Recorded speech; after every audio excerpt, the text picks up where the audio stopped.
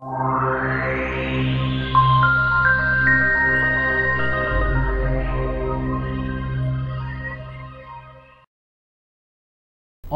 estamos de volta e o entrevistado de hoje da TV Arco é o deputado líder do PT na Câmara dos Deputados, Cândido Vacarezza.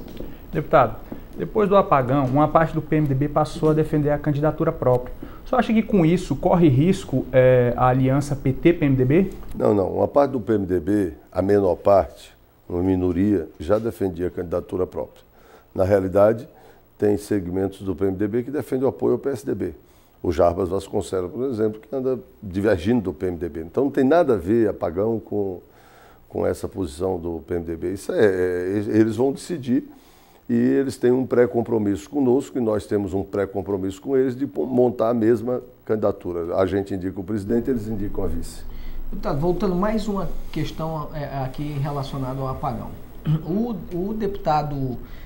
na votação da CPMF, né, o deputado Eduardo Cunha disse que somente apresentaria o parecer dele depois que um indicado político dele, Luiz Paulo Conde, fosse nomeado para presidência de Furnas. Né? Então, essa também é uma das críticas que se faz ao modelo do setor elétrico, quer dizer, algum loteamento de cargos estratégicos do governo. Como é que o senhor rebate essas críticas? Não.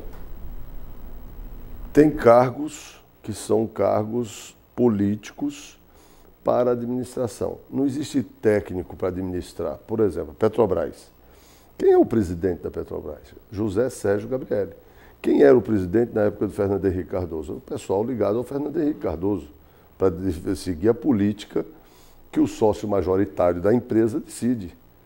Então, isso é uma coisa natural, tanto no Brasil como no mundo. E o PMDB queria o Luiz Paulo Conde, que foi prefeito do Rio de Janeiro, que é um bom administrador. Foi indicado e foi nomeado. O problema de condicionar a CPMF, isso foi um erro do Eduardo Cunha. O senhor falou há pouco que na aliança PT-PMDB caberá ao PMDB indicar o vice. O PT tem preferência por algum nome PMDBista para ocupar vice? Mesmo que o PT... E se não tiver preferência, na avaliação do senhor, qual é o nome mais forte que o senhor acha cotado hoje para assumir esse posto? O PT não pode ter preferência, nem pode indicar o vice do PMDB, que aí seria uma descortesia com o aliado. Quem tem que indicar o vice é o PMDB. Eu posso indicar um nome, eu falo como Vacarezza, como um deputado do PT, não como um dirigente petista, se é que a gente pode separar. Eu acho que o nome do Michel Temer é o nome mais cotado para ser o vice, é o presidente do PMDB, é uma pessoa que articula a maioria do PMDB. Então, se ele for indicado pelo PMDB, será bem visto por nós. Bom, muito tem se falado em eleição plebiscitária em 2010. Como isso será feito? O que a ministra Dilma tem a apresentar para os seus eleitores? Toda eleição, quando o governo está bem avaliado ou quando o governo está muito mal avaliado, é plebiscitária. Toda eleição. Por exemplo, quando o Fernando Henrique ganhou as eleições em 94, tinha um real, o governo estava bem avaliado. Aquilo foi uma eleição plebiscitária. Quando o governo está mal avaliado, muito mal avaliado, não, também a eleição é meio plebiscitária. Então, a eleição será plebiscitária. O que é que nós vamos apresentar? O Brasil tem dois modelos de governo. Tem o que foi o governo do PSDB, DEM, e o que foi o governo Lula. Então nós vamos comparar os dois, mas não vamos ficar na comparação. Nós temos um projeto para fazer do Brasil uma potência mundial. Nosso país vai crescer 6% ao ano por um bom período. Nosso país pode ser um dos grandes articuladores de soluções de longo prazo para o mundo, para todos os habitantes. E temos um projeto para dentro do Brasil, que é o povo do Brasil ocupar um outro lugar dentro do Brasil, elevar a condição de renda, além da política as políticas de desenvolvimento econômico, distribuição de renda e criação de empregos.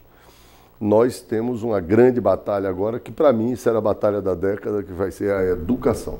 O senhor falou no primeiro bloco sobre a reforma da Previdência, que isso é uma coisa para o início de governo. E o senhor falou dos desafios que o PT vai ter que falar do futuro. Quais são as reformas e o que o PT acredita que é importante o Brasil fazer para entrar vamos dizer assim, numa outra fase desse desenvolvimento? Os tucanos inauguraram uma discussão aqui no Brasil que às vezes contaminou a mídia, que é assim, tem que fazer reforma disso, reforma daquilo, política de gestão, que não sei o quê, que eles não têm nada disso, certo? Nem fizeram e não tem política de gestão. Toda reforma você faz aos poucos. Ninguém chega e faz uma reforma administrativa de vez. Uma reforma da Previdência de vez. Nenhum país do mundo fez, a não ser quando faz revolução.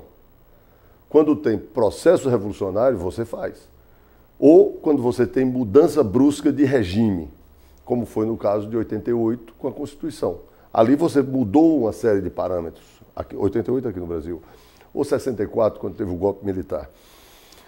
Então nós temos que fazer uma mudança imensa no Brasil. Primeiro, uma reforma administrativa. Tem que ter uma consolidação das leis. O Brasil tem 183 mil normas legais e com apenas 15 ou 20 mil resolveria o problema. Então isso dá uma insegurança jurídica. São milhares de leis que são colidentes entre si, outras milhares são colidentes com a Constituição. Tem que fazer uma reforma de procedimentos administrativos. Você tem, por exemplo, normas e portarias que atrapalham a criação de empresas, você acabar com a empresa, você fechar uma empresa ou abrir uma empresa. O Brasil é uma burocracia. Nós ainda vivemos, se é que a gente pode fazer isso, num estado pombalino. Na época do ministro Pombal, quando tudo tinha que ser carimbado, tudo tinha que ser feito, o que não tivesse o carimbo não valia.